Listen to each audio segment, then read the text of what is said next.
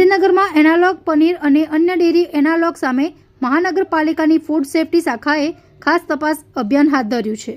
રાજ્ય સરકારના પ્રતિબંધ બાદ હોટલ, રેસ્ટોરન્ટ અને ખાણીપીણીના ધંધાર્થીઓની તપાસ કરવામાં આવી છે.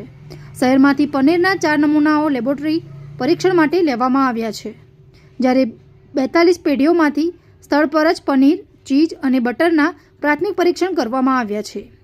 આ અંગે 6 ઓગસ્ટના સાંજે 5 વાગે ફૂડ એન્ડ ડ્રગ્સ વિભાગ અધિકારીએ માહિતી આપી હતી.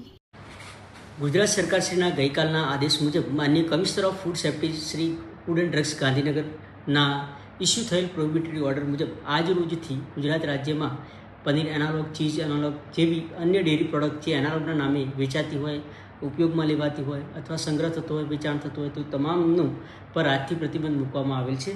જે અન્વયે ગાંધીનગર મહાનગરપાલિકાની ફૂડ સેફ્ટી શાખાએ સવારથી જ કડક કાર્યવાહી હાથ ધરેલી છે, જેમાં હોટલ, રેસ્ટોરન્ટની તપાસ કરવામાં આવેલી છે. જે તપાસ દરમિયાન પનીરના ઉપયોગ બાબતેની, એનાલોગના ઉપયોગ બાબતેની ખાસ તપાસ કરવામાં આવેલી હતી.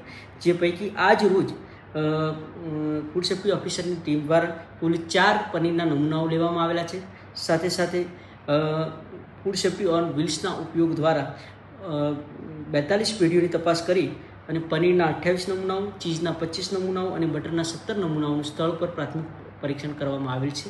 સાથે સાથે આ કાર્યવાહી સતત ચાલુ રાખવામાં આવશે અને તમામ એફડીઓને ગાંધીનગર મહાનગરપાલિકા વતી સૂચના આપવામાં આવે છે કે સમગ્ર રાજ્યભરમાં પ્રતિબંધ હોવાના કારણે ગાંધીનગર મહાનગરપાલિકા વિસ્તારમાં પણ કોઈ ફૂડ બિઝનેસ ઓપરેટર જો એનાલોગ પનીર, એનાલોગ ચીઝનો ઉપયોગ કરતા માલુમ પડશે તો food safety and standard act 2006 હેઠળ કાયદેસરની કાર્યવાહી હાથ ધરવામાં આવશે.